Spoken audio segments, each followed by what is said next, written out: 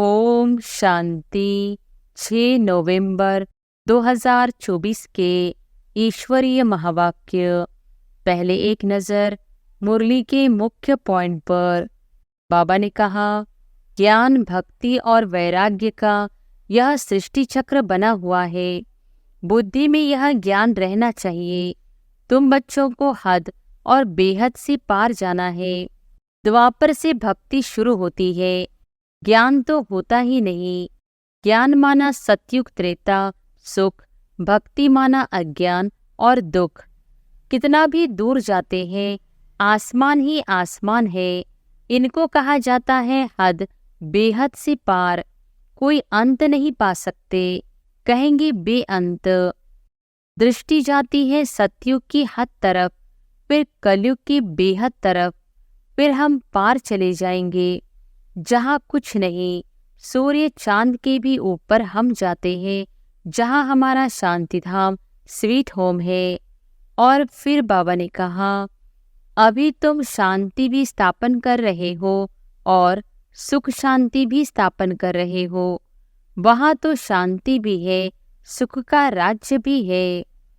अशांति है ही 5 विकारों से।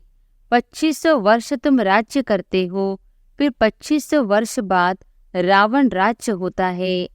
उन्होंने तो लाखों वर्ष लिख दिया है। 5000 वर्ष के कलप को लाखों वर्ष कह देना बुद्धूपना कहेंगे ना। जरा भी सभ्यता नहीं है।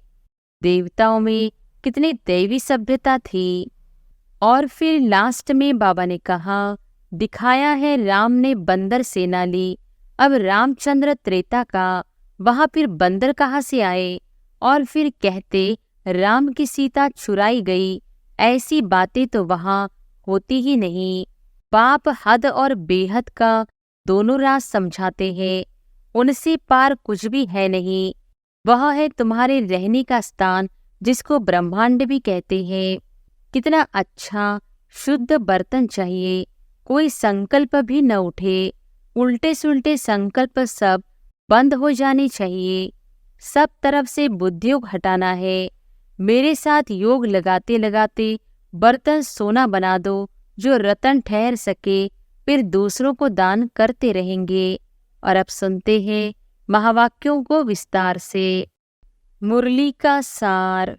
मीठे बच्चे, बाबा की दृष्टि हद और बेहद से भी पार जाती है। तुम्हें भी हद, सतयुग, बेहद, कलयुग से पार जाना है।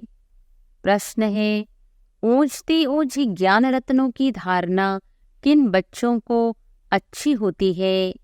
उत्तर है, जिनका बुद्धियोग एक बाप के साथ है, पवित्र बने हैं। उन्हें इन रत्नों की धारणा अच्छी होगी। इस ज्ञान के लिए शुद्ध बर्तन चाहिए। उल्टे सुल्टे संकल्प भी बंद हो जाने चाहिए। बाप के साथ योग लगाते लगाते बर्तन सोना बने, तब रतन ठहर सके। ओम शांति। मीठे मीठे रूहानी बच्चों को रूहानी बाप बैठ रोज रोज समझाते हैं। यह तो समझाया है बच्चों को ज्ञान, भक्ति और वैराग्य का यह सृष्टि चक्र बना हुआ है। बुद्धि में यह ज्ञान रहना चाहिए। तुम बच्चों को हद और बेहद से पार जाना है।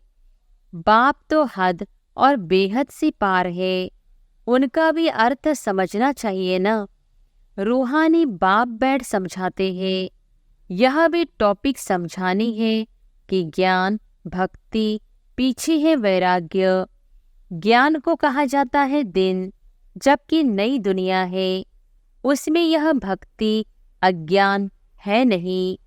वह है हद की दुनिया, क्योंकि वह बहुत थोड़े होते हैं। फिर आहिस्ते आहिस्ते वृद्धि होती है। आधा समय बाद भक्ति शुरू होती है। वहाँ संन्यास धर्म होता ही नहीं, संन्यास व त्याग होता नहीं। फिर बाद में सृष्टि की वृद्धि होती है। ऊपर से आत्माएं आती जाती है। यहाँ वृद्धि होती रहती। हद से शुरू होती है, बेहद में जाती है। बाप की तो हद और बेहद से पार दृष्टि जाती है। जानते हैं हद में कितने थोड़े बच्चे होते हैं, फिर रावण राज्य में कितने वृद्धि हो जाती है। अब तुमको हद और बेहद से भी पार जाना है। सतयुग में कितनी छोटी दुनिया है, वहाँ संन्यास व वैराग्य आदि होता नहीं। बाद में द्वापर से लेकर फिर और धर्म शुरू होते हैं। संन्यास धर्म भी होता है, जो घर बार का संन्यास करते हैं। सबको जानना तो चाहिए ना, उनको कहा जाता हठयोग और हद का संन्यास। सिर्फ घर बार छोड़ जंगल में जाते हैं। द्वापर से भक्ति शुरू होती है, ज्ञान तो होता ही नहीं। ज्ञान माना सतयुग त्रेता सुख, भक्ति माना अज्ञान और दुख।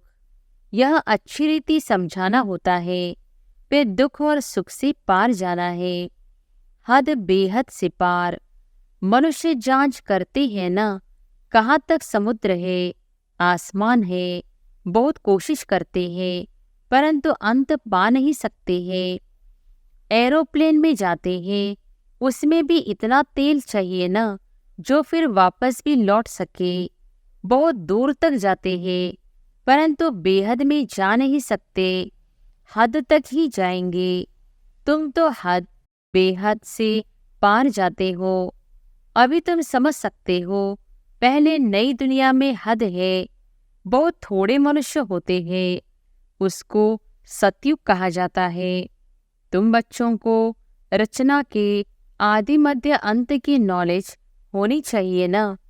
यह नॉलेज और कोई में है नहीं, तुमको समझाने वाला बाप है, जो बाप हद और बेहद से पार है, और कोई समझा न सके। रचना के आदि मध्य अंत का राज समझाते हैं, फिर कहते इससे पार जाओ। वहाँ तो कुछ भी रहता नहीं, कितना भी दूर जाते हैं, आसमान ही आसमान है। इनको कहा जाता है हद बेहद से पार। कोई अंत नहीं पा सकते, कहेंगे बेअंत।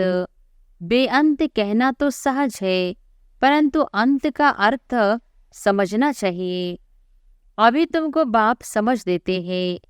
बाप कहते हैं मैं हद को भी जानता हूँ, बेहद को भी जानता हूँ।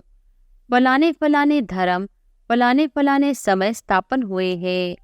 दृष्टि जाती है सतयुग की हद तरफ, फिर कलयुग की बेहद तरफ, फिर हम पार चले जाएंगे, जहाँ कुछ नहीं। सूर्य चांद के भी ऊपर हम जाते हैं, जहाँ हमारा शांति धाम स्वीट होम है। यो सतयुग भी स्वीट होम है, वहाँ शांति भी है, तो राज्य भाग्य सुख भी है, दोनों ही है। घर जाएंगे तो वहाँ सिर्फ शांति होगी, सुख का नाम नहीं लेंगे। अभी तुम शांति भी स्थापन कर रहे हो और सुख शांति भी स्थापन कर रहे हो। वहाँ तो शांति भी है, सुख का राज्य भी है। मूल वतन में तो सुख की बात नहीं। आधा कल्प तुम्हारा राज्य चलता है, फिर आधा कल्प के बाद रावण का राज्य आता है। अशांति है ही 5 विकारों से। 2500 वर्ष तुम राज्य करते हो, फिर 2500 वर्ष बाद रावण राज्य होता है। उन्होंने तो लाखों वर्ष लिख दिया है, एकदम जैसे बुद्धू बना दिया है। 5000 वर्ष के कल्प को लाखों वर्ष कह देना बुद्धूपना कहेंगे ना। जरा भी सभ्यता नहीं है। देवताओं में कितनी दैवी सभ्यता थी, वह अब असभ्यता हो पड़ी है। कुछ नहीं जानते, आसुरी गुण आ गए हैं। आगे तुम भी कुछ नहीं जानते थे। काम कटारी चलाए आदि मध्य अंत दुखी बना देते हैं, इसलिए उनको कहा ही जाता है रावण संप्रदाय। दिखाया है राम ने बंदर सेना ली। अब रामचंद्र त्रेता का, वहाँ फिर बंदर कहाँ से आए? और फिर कहते राम की सीता चुराई गई। ऐसी बातें तो वहाँ होती ही नहीं।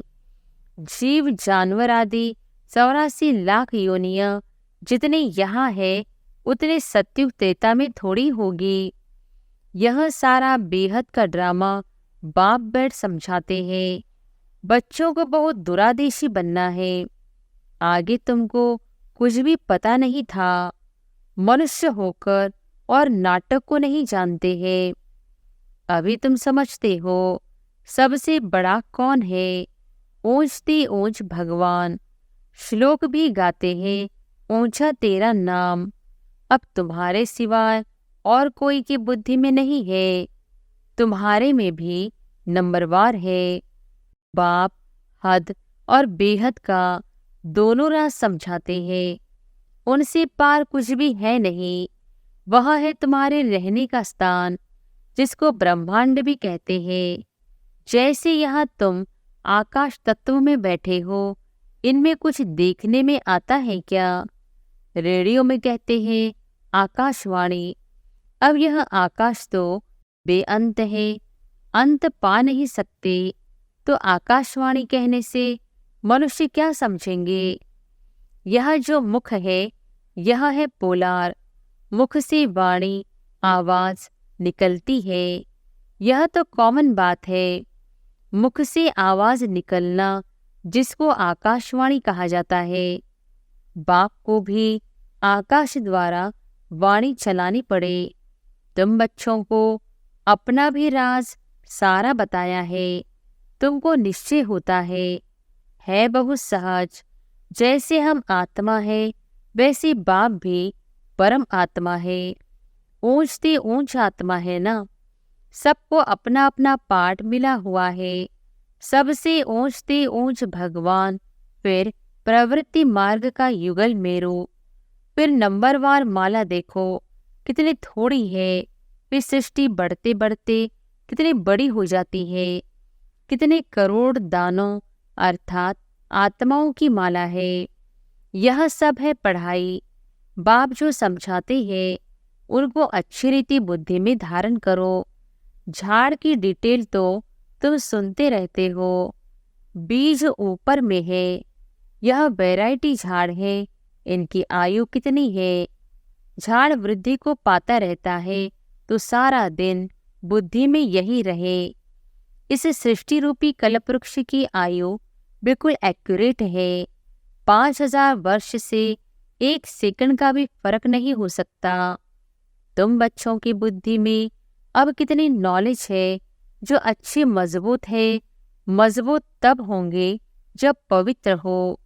इस नॉलेज की धारणा करने के लिए सोने का बर्तन चाहिए। फिर ऐसा सहज हो जाएगा जैसे बाबा के लिए सहज है। फिर तुमको भी कहेंगे मास्टर नॉलेजफुल। फिर नंबरवार पुरुषार्थ अनुसार माला का दाना बन जाएंगे। ऐसी ऐसी बातें बाबा बिगर कोई समझा न सके। यह आत्मा भी समझा रही है। बाप भी इस तन द्वारा ही समझाते हैं, न कि देवताओं के शरीर से।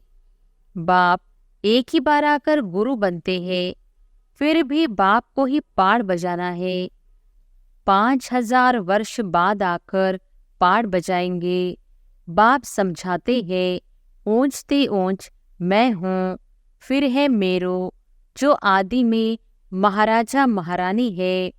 वह फिर जाकर अंत में आदि देव आदि देवी बनेंगे। यह सारा ज्ञान तुम्हारी बुद्धि में है। तुम कहाँ भी समझाओ तो वंडर खाएंगे।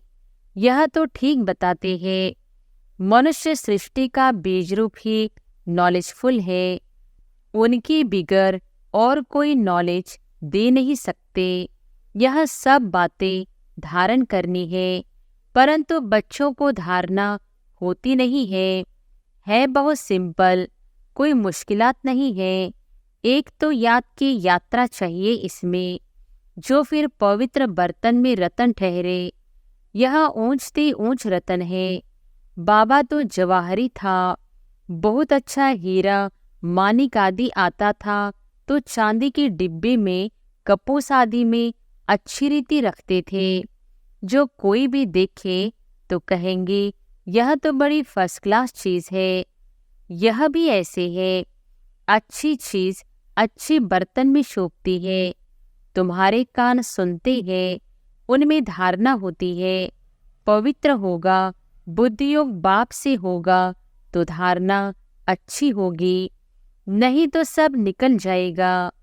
आत्मा भी है कितनी छोटी, उनमें कितना ज्ञान भरा हुआ है। कितना अच्छा शुद्ध बर्तन चाहिए, कोई संकल्प भी न उठे। उल्टे सुल्टे संकल्प सब बंद हो जाने चाहिए। सब तरफ से बुद्धि योग हटाना है। मेरे साथ योग लगाते लगाते बर्तन सोना बना दो जो रतन ठहर सके, फिर दूसरों को दान करते रहेंगे। भारत को महादानी माना जाता है। वह धन दान तो बहुत करते हैं, परंतु यह है अविनाशी ज्ञान रत्नों का दान। देह सहित जो कुछ है वह सब छोड़कर एक के साथ बुद्धि का योग रहे। हम तो बाप के हैं, इसमें ही मेहनत लगती है। एम ऑब्जेक्ट तो बाप बता देते हैं। पुरुषार्थ करना बच्चों का काम है। अब ही इतना ऊंच पद पा सकेंगे। कोई भी उल्टा सुल्टा संकल्प व विकल्प न आए। बाप ही नॉलेज का सागर हद बेहद से पार है। सब बैठ समझाते हैं।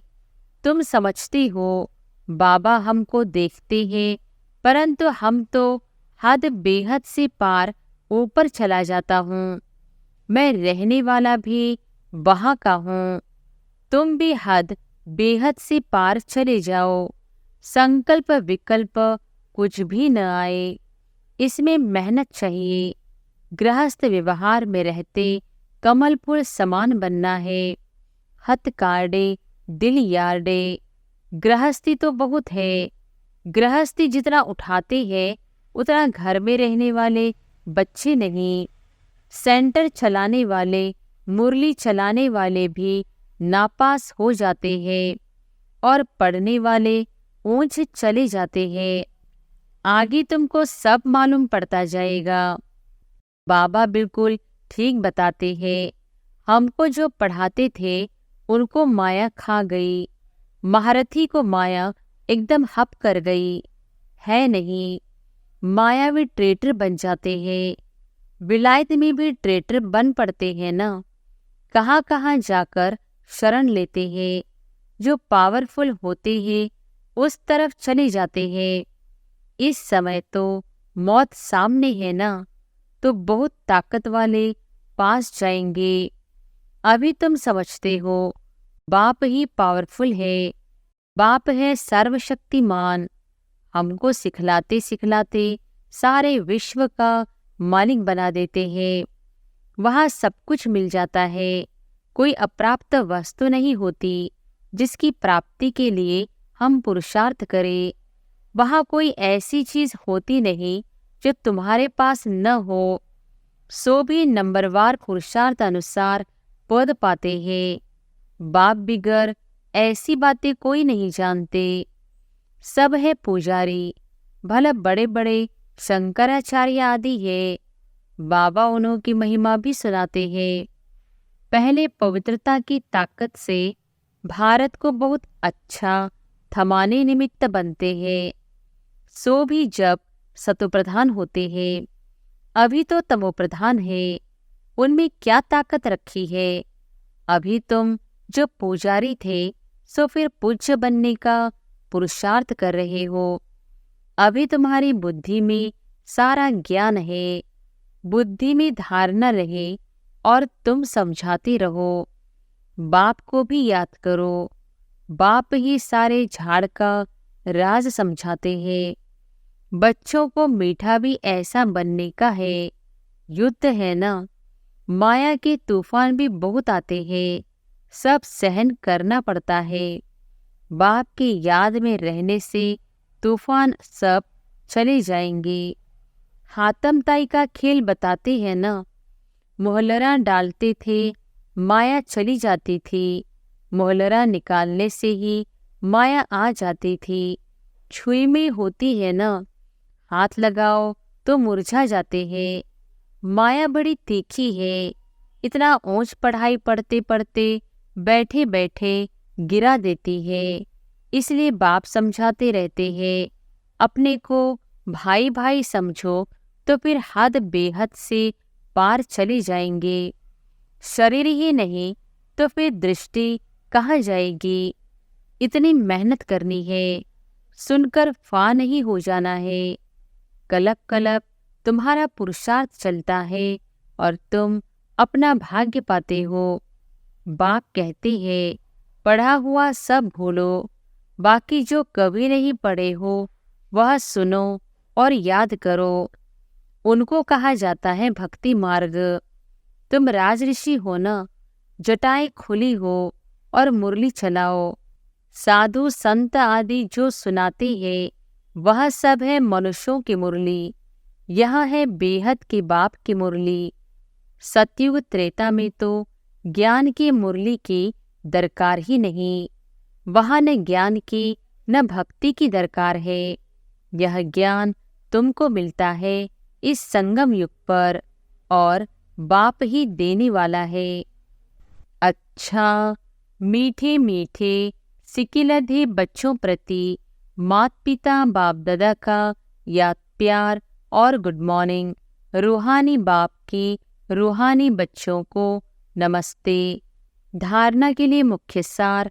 पहली पॉइंट, बुद्धि में ज्ञान रत्नों को धारण कर दान करना है। हद बेहद से पार ऐसी स्थिति में रहना है जो कभी भी उल्टा सुल्टा संकल्प व विकल्प न आए। हम आत्मा भाई भाई है, यही स्मृति रहे। दूसरे पॉइंट, माया के तूफानों से बचने के लिए मुख में बाप की याद का मुहल्ला डाल लेना है। सब कुछ सहन करना है, छुई मुई नहीं बनना है, माया से हार नहीं खानी है। वरदान है, सदा एक के स्नेह में समाये हुए एक बाप को सहारा बनाने वाले सर्व आकर्षण मुक्त भव। सदा एक के स्नेह में समाये हुए एक बाप को सहारा बनाने वाले सर्व आकर्षण मुक्त भव। जो बच्चे एक बाप के स्नेह में समाये हुए हैं वे सर्व प्राप्तियों में संपन्न और संतुष्ट रहते हैं। उन्हें किसी भी प्रकार का सहारा आकर्षित नहीं कर सकता। उन्हें सहज ही एक बाप दूसरा न कोई यह अनुभूति होती है। उनका एक बाप ही संसार है। एक बाप द्वारा ही सर्व संबंधों के रस का अनुभव होता है। उनके लिए सिर्फ सर्व प्राप्तियों का आधार एक बाप है, न कि वैभव व साधन। इसलिए वे सहज आकर्षण मुक्त हो जाते हैं। स्लोगन है, प्रकृति को पावन बनाना है तो संपूर्ण लगाव मुक्त बनो। अच्छा, ओम शांति।